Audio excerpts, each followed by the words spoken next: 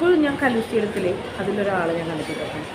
ഞാൻ അയാളാണ് ഇന്ന ആളാണ് നിൽക്കാൻ നടത്തിട്ടപ്പോൾ പോലീസ് ഉദ്യോഗസ്ഥനാണ് ക്യാമ്പിൽ നടക്കുന്നത്.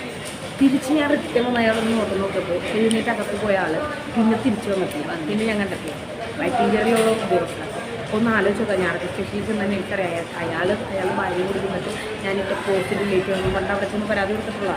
ഒന്ന് ആലോചിച്ച് നോക്കുക. 15 വയസ്സിൽ നടന്നൊരു സംഭവത്തിൽ തുറന്നുണ്ടായ കാര്യത്തിലാണ് ഞാൻ സംസാരിച്ചത്. എന്നിട്ട് പോലീസ് സ്റ്റേഷനിൽ ചെന്ന് അയാൾ പരാതി കൊടുത്തപ്പോൾ എൻ്റെ പോസ്റ്റ് വന്നു. നിയമങ്ങൾ വരെ നമുക്കിപ്പോൾ ഇല്ല, മനസ്സിലായില്ലേ? ഇപ്പോഴും എന്നെ ഉപദ്രവിക്കാൻ വേണ്ടി വന്ന വീഡിയോ ഞാൻ പബ്ലിക്കിട്ട് എനിക്കെതിരെ കേസ് വന്നിട്ടുണ്ട്.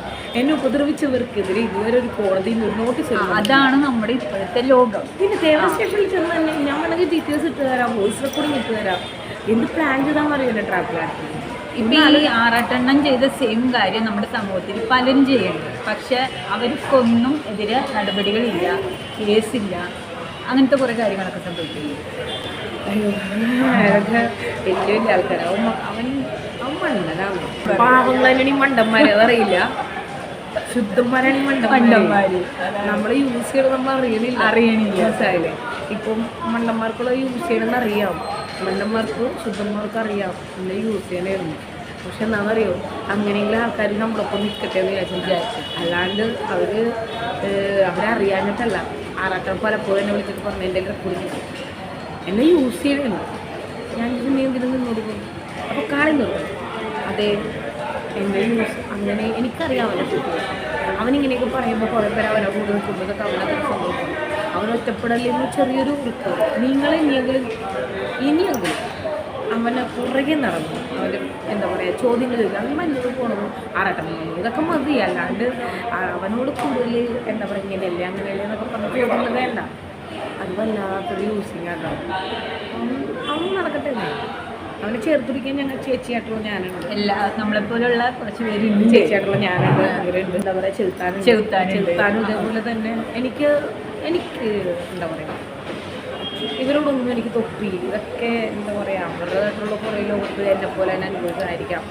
അല്ലാണ്ട് എന്താ പറയുക എല്ലാവരും മോശപ്പെട്ട ആൾക്കാരുണ്ടല്ലോ. പക്ഷെ ഞാൻ പുണ്യാളനാണ് എന്നും പറയുന്നുണ്ട്. മറ്റുള്ളവരെ യൂസ് ചെയ്യണം, അല്ലെങ്കിൽ മറ്റുള്ളവരെ ടോർച്ചർ ചെയ്ത് രസിക്കുന്ന കുറേ കഥാപാത്രങ്ങളുണ്ട്. അവരൊക്കെ കാണുമ്പോൾ നമ്മൾ വിചാരിക്കും മാന്യമായ വേഷം, എന്തായാലും പെരുമാറ്റം. പക്ഷെ അവരുടെ കൂടെ നടന്ന ആൾക്കാർക്ക് അറിയാൻ പറ്റുള്ളൂ അവരെത്രത്തോളം ക്രൂരന്മാരാണ്. സത്യം. ഞാൻ ചെറുക്കന്മാരുടെ ഇടയ്ക്ക് ജീവിക്കുന്ന ഒരാളാണ്. ഇപ്പോഴും ഞാൻ പറയില്ല ഞാൻ സേഫായിട്ടുള്ള ഒരു ജീവിക്കുന്ന ഒരാളാണ്. എനിക്കും ഒരുപാട് എന്താ പറയുക തെറ്റും കുറ്റവും ഒക്കെ ഉണ്ട്. പക്ഷെ അതെനിക്കറിയാം. ഞാൻ പറയാറുണ്ട് ഞാൻ മണ്ടത്തരം കാണിക്കുന്ന ആളാണ്. മണ്ടത്തരം കാണിക്കുന്ന ആളാന്ന് പറയുമ്പോൾ ശുദ്ധ മനസ്സാണ് എന്നാണ്. അതല്ല ഏറ്റവും കൂടുതൽ മണ്ടത്തരം അവതരണം പറ്റുന്ന ആൾക്കാർ അതൊന്നും തന്നെയാണ്. ഒന്ന് നമ്മൾ ഓപ്പണായിട്ട് സംസാരിക്കുന്ന ആൾക്കാരെ സംഭവം സത്യസന്ധമായിട്ട് ലഹരി ഇല്ലാത്ത ആൾക്കാരെ, ലഹരിക്കെതിരായിട്ട് പ്രവർത്തിക്കുന്ന ആൾക്കാരെയും ഒഴിവാക്കും. ശ്രദ്ധിച്ചാൽ മതി. 5-6 ആൺപിള്ളേർ കൂടുതൽ തന്നിരിക്കുന്ന കാലത്ത് പെൺകുട്ടി അതാണെന്നുണ്ടെങ്കിൽ അവർക്ക് കിട്ടും. അതില്ലാത്തൊരു പെൺകുട്ടിയെ അത് സ്നാക്സ് തിന്നുകൊണ്ട് കുറച്ച് ദിവസം കിട്ടും. പക്ഷെ അതില്ലാന്നുണ്ടെങ്കിൽ പയ്യ ഒഴിവാക്കും. എന്ന് പറഞ്ഞ പോലെ ഓപ്പണായിട്ട് കാര്യം പോയിട്ടും സംസാരിക്കുന്ന ആൾക്കാർ വരുമ്പോൾ തന്നെ ഒരു ചെറിയ ഡയലോഗ് ചിരിച്ച് ഇത്തരം മനസ്സിലാക്കാൻ നമ്മൾ വരുന്നത് തന്നെ അവർക്ക് ഭയങ്കര ഇഷ്ടമാണ്. പക്ഷെ ഞാൻ 4 വലിഞ്ഞേറി ചെല്ലും. എന്താടാ എന്നൊക്കെ ചോദിച്ചാൽ ഞാൻ കഥ പറയും. കാരണം എനിക്കിഷ്ടമാണ് എന്നെ കുറ്റം. നല്ല വളവല്ലേ, പിന്നെ നല്ല മലമുറിക്കുള്ള വള. അതോ പോരെ? അപ്പോൾ ഗുഡ് മോർണിംഗ്.